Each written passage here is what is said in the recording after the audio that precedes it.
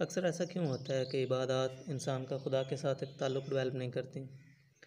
इंसान की किरदार साज़ी में इनका कोई अहम किरदार नहीं होता। इंसानी अखलाकियात पर इनका कोई असर नहीं पड़ता। अब मोस्टली ऐसा क्यों होता है?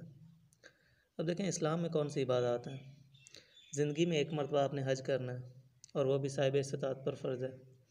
इसी तरह साल में एक मरतबा आपने ज़कात देनी है, वो भी साहिब इस्तिताअत पर फ़र्ज़ है।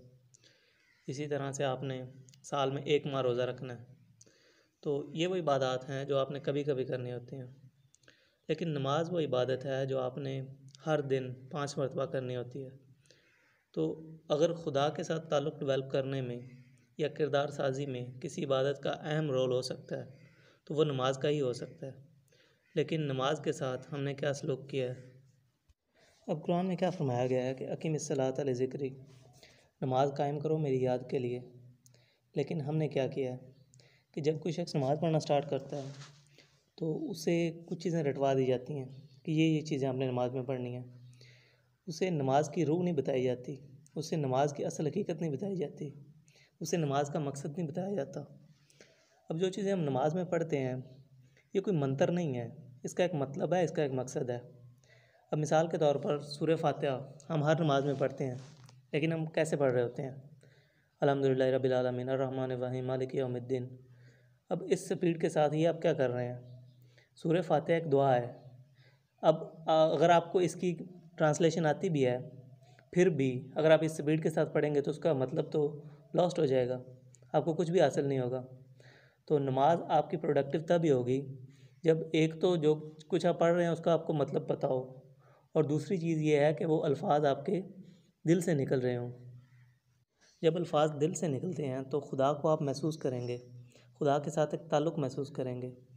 खुदा आपके लिए एक नज़रिए से आगे बढ़कर एक ज़िंदा वजूद बन जाएगा जिससे आप बात कर रहे हैं। अब नमाज में क्या होता है? नमाज में हम खुदा के साथ बात करते हैं, अपना हाल दिल सुना रहे होते हैं।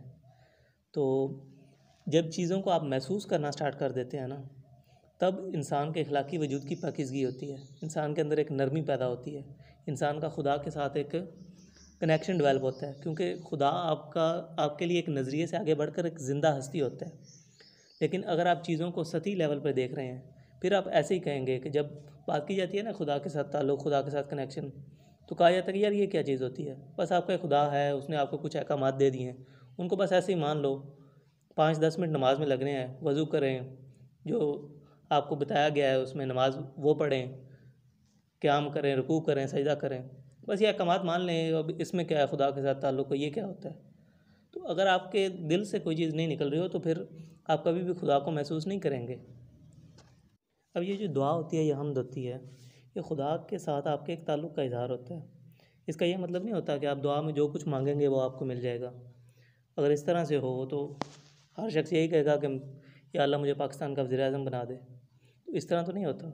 ओवरऑल दुनिया के इम्तिहान है तो अल्लाह मजमूई हिकमत के लिहाज से ही दुआ को कबूल करता है कि दुनिया इम्तिहान ही रहे। अगर हर शख्स की दुआ कबूल होना स्टार्ट हो जाए तो फिर तो ये दुनिया जन्नत बन जाएगी, जो कुछ आप मांगेंगे वो आपको मिल जाएगा। तो दुआ का असल मकसद क्या होता है? हम्द का असल मकसद क्या होता है? ये खुदा के साथ आपके एक ताल्लुक़ डेवलप करती हैं। खुदा आपके लिए नज़रिए से आगे बढ़कर एक ज़िंदा वजूद बनता है। तो हम्द और दुआ का असल मकसद ये होता है। अब एक और चीज़, सूरह फातिहा में हम क्या मांगते हैं? इहदिना सिरातल मुस्तकीम, ऐ अल्लाह हमें सीधी राह दिखा। क्या वाक़ई ये अल्फाज हमारे दिल से निकल रहे होते हैं कि अल्लाह हमें सीधी राह दिखा? हम तो ये पहले ही डिसाइड कर चुके होते हैं कि हम आखिरी दर्जे में सीधे रास्ते पर चल रहे हैं। हमने तो अब बस दूसरों को सीधे रास्ते पर चलाना है, हम तो सीधे रास्ते पर ही चल रहे हैं।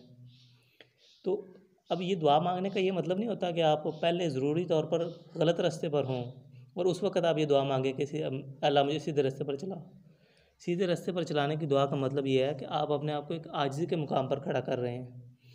आप खुदा से ये दुआ कर रहे हैं कि ऐ अल्लाह मैं कहीं फिसल ना जाऊँ, मुझे सीधे रास्ते पर चलने की तौफ़ीक़ अता फ़रमा। अगर मैं किसी गलत रास्ते पे हूँ तो मुझे मेरी हिदायत मुझे नसीब फ़रमा। तो इसका ये मतलब होता है। तो जब आप हर रोज़ दिन में 5 मरतबा ये दुआ मांगेंगे कि अल्लाह मुझे सीधा राह दिखा, तो आपका जो असल फ़ोकस है वो अपने ऊपर होगा कि मैं कहीं फिसल ना जाऊँ, मुझसे कोई गलती ना हो जाए। आपका असल फ़ोकस अपनी ज़ात होगा, अपनी डेवलपमेंट होगा, ना कि आपका असल फ़ोकस जो है वो सोसाइटी पर होगा।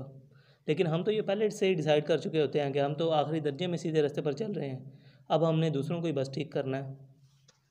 अब हमारे यहाँ ओवरऑल क्या होता है, जब रट्टा मार के नमाज़ पढ़वाना स्टार्ट कर दी जाती है तो नमाज़ तो बंदा बज़ाहिर पढ़ रहा होता है, लेकिन एक वक्त आता है जब नमाज में उसको कोई दिलचस्पी बाकी नहीं रहती, नमाज उसके लिए एक बोझ बन जाता है, लेकिन फिर भी वो फ़र्ज़ समझकर अदा करता रहता है।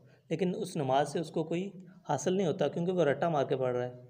अब रट्टा मार के ना भी पढ़े, उसको अगर ट्रांसलेशन आती भी है, तब भी वो अगर ये अल्फाज दिल से ना अदा करे तो उसका कोई भी खुदा के साथ कनेक्शन डेवलप नहीं होगा। वो हर चीज़ को एक सतही लेवल पे देख रहा है। अब अगर इस तरह का बंदा मज़हब को सोसाइटी में कम्युनिकेट करना स्टार्ट कर दे तो उसकी क्या पिक्चर वो मज़हब की पेश करेगा। वो इंटरनली बिल्कुल हालो है, वो हर चीज़ को एक सतही लेवल पे देख रहा है। तो वो जो पिक्चर पेश करेगा वो हमें सोसाइटी में नज़र आती है कि कौन सी पिक्चर मज़हब की पेश की जाती है।